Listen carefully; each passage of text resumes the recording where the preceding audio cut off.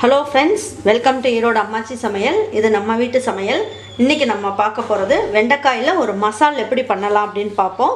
நம்மளோட சேனலில் சப்ஸ்கிரைப் பண்ணாதவங்க சப்ஸ்கிரைப் பண்ணிக்கோங்க. சமையல் குறிப்புக்கள்லாம் உடனே உங்களுக்கு வேணும்னு நினச்சிங்கன்னா பக்கத்தில் இருக்க பெல் பட்டனை அழுத்தி வச்சுக்கோங்க.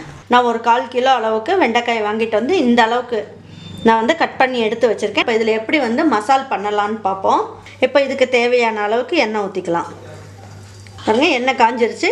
கடுகும் உளுந்தம்பருப்பு இதுக்கு போட்டுக்கலாம். 2 இனுக்கு கருவேப்பிலையே போட்டுக்கலாம். இதுலேயே 4 பூண்டை கட் பண்ணி வச்சுருக்கேன், அதையும் போட்டுக்கலாம்.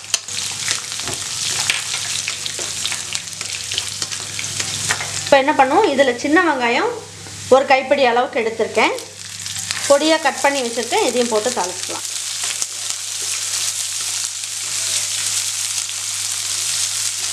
ஒரு 3 ஸ்பூன் அளவுக்கு திருவண்ண தேங்காய் எடுத்திருக்கேன், அதை போட்டுக்குங்க. போட்டுட்டு இதில் என்ன பண்ணியிருக்கேன், ஒரு 1/4 ஸ்பூன் அளவுக்கு சோம்புத்தூள், 1/4 ஸ்பூன் அளவுக்கு பட்டை கிராம்பு பொடி, 1/4 ஸ்பூன் அளவுக்கு ஜீரகத்தூள் எடுத்து வச்சுருக்கேன். இதை இதில் போட்டுக்கலாம். உங்கள்கிட்ட பொடி இருந்தால் போட்டுக்குங்க, அப்படி இல்லைன்னா நீங்கள் என்ன பண்ணுங்கள், எல்லாமே முழுசாகவே போட்டுக்குங்க. வெங்காயம் நல்லா வதங்கிடுச்சு. இதில் பாருங்கள், ஒரே ஒரு சின்ன சைஸ் தக்காளியே நான் பொடியாக கட் பண்ணியிருக்கேன், அதையும் போட்டுக்குங்க. இதுலேயே கொஞ்சமாக கொத்தமல்லி இலை போட்டுடலாம். கொஞ்சமாக எடுத்து வச்சுக்கோங்க ஃபைனலாக போடுறதுக்கு. இதை இதில் போட்டு வதக்கிக்கலாம். இப்போ இதுலேயே நம்ம என்ன பண்ணலாம், வதக்கி வச்சுருக்க தக்காளி வெங்காயம் இதெல்லாம் இருக்கு இல்லைங்க, அதையும் கொஞ்சமாக போட்டுக்கலாம். அப்போ நமக்கு இந்த மசால் ரொம்ப நல்ல டேஸ்ட்டாக இருக்கும். வெண்டைக்காயில் மசால் பண்ணுறது ரொம்ப நல்லாயிருக்கும். அதுக்காக இதை போட்டுக்கலாம். ஏன்னா நம்ம அரைக்கிறதுக்கு தேங்காயெலாம் கொஞ்சமாக தான் போட்டிருக்கோம். இதையும் போட்டு செய்யும் போது ரொம்ப நல்லாயிருக்கும் டேஸ்ட்டு. இது 1/4 கிலோ வெண்டைக்காயை நான் கட் பண்ணி எடுத்து வச்சுருக்கேன், இதையும் போட்டுக்கலாம். இப்போ வெண்டைக்காய்க்கு தேவையான அளவுக்கு உப்பு போட்டுக்கலாம். வெண்டைக்காய்க்கு தேவையான அளவுக்கு மஞ்சள் தூள் போட்டுக்கலாம். இதில் நான் ஒரு 1/2 ஸ்பூன் அளவுக்கு ரெட் சில்லி பவுடரும் 3/4 ஸ்பூன் அளவுக்கு மல்லித்தூளும் போட்டிருக்கேன். இதை போட்டுக்கலாம்.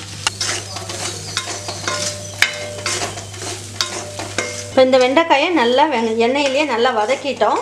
அதனால் அந்த கொழப்பெல்லாம் நமக்கு போயிருக்கோம். இப்போ நம்ம என்ன பண்ணலாம், லேசாக சிம்மில் வச்சுட்டு பாருங்கள், இதில் ஒரு கரண்டி அளவுக்கு மட்டும் தண்ணி போடுங்க. இந்த அளவுக்கு தண்ணியை ஊற்றிட்டு தட்டு வச்சு மூடி வச்சிடலாம். இது நல்லா வெந்துடும். பாருங்கள், ரெடி ஆகிருக்கான்னு பார்ப்போம். பாருங்கள், இந்த மிளகாய்த்தூள் இந்த இதுலேயே இந்த வெண்டைக்காய் நல்லா வெந்துடுச்சு. இப்போ நம்ம என்ன பண்ணலாம், அரைச்சி வச்சுருக்க விழுதை இதில் ஊற்றிடலாம்.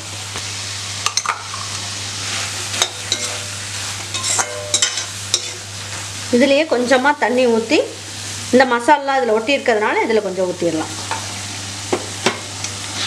அதாவது இந்த வெண்டைக்காய் ரொம்ப கொழப்பாக வெந்துடக்கூடாது. ஒரு பாதி அளவுக்கு வெந்ததுக்கப்புறம் நம்ம இந்த மசாலா ஊற்றினோம்னா நமக்கு ரொம்ப நல்லாயிருக்கும். இப்போ ஒரு தட்டை வச்சு மூடி வச்சிடலாம். இது ஒரு 2 நிமிஷம் அளவுக்கு வேகட்டும். வெந்ததுக்கப்புறம் நமக்கு எப்படி இருக்குன்னு பார்ப்போம். பாருங்கள், ரெடி ஆகிடுச்சான்னு பார்ப்போம். வெண்டைக்காய் மசால் ரொம்ப அருமையாக ரெடி ஆகிடுச்சு. இப்போ பாருங்கள், இந்த வெண்டைக்காயெலாம் ரொம்ப நல்லா வந்திருக்கு பாருங்கள். இப்போ ஸ்டவ் ஆஃப் பண்ணிவிட்டு இதை எப்படி பரிமாறலான்னு பார்ப்போம் வாங்க.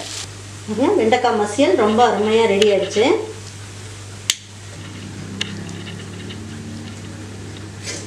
வெண்டைக்காய் மசால் இந்த மாதிரி செஞ்சு கொடுத்தோம்னா பிள்ளைங்களாம் நல்லா விரும்பி சாப்பிடுவாங்க. ரொம்ப நல்லாயிருக்கும்.